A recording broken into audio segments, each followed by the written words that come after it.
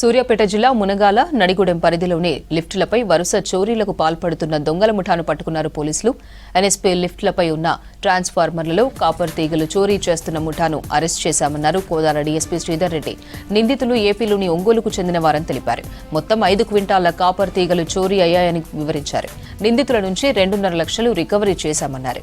రైతులు కూడా లిఫ్టులపై ఉన్న సామాగ్రిని జాగ్రత్తగా కాపాడుకోవాలన్నారు.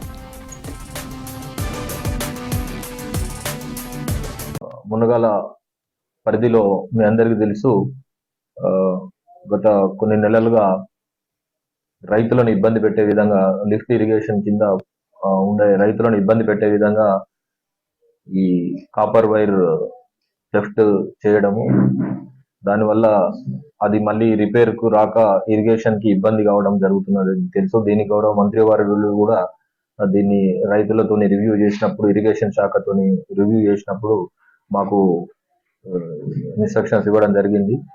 సో దానిలో భాగంగా సూర్యాపేట జిల్లా SP Shri K Narasimha IPS వారి ప్రత్యేక శ్రద్ధ చేసి ఒక కంక్లూజన్కి రావడం జరిగింది. ఇది ఆంధ్రప్రదేశ్కు సంబంధించిన ముఠా అని, ఇక్కడికి వచ్చి ఈ దొంగతనాలు చేస్తున్నదని మాకు టెక్నికల్ గా కొన్ని క్లూస్ ని సేకరించడం జరిగింది. సేకరించిన తర్వాత ప్రత్యేక నిఘా కూడా ఏర్పాటు చేయడం జరిగింది.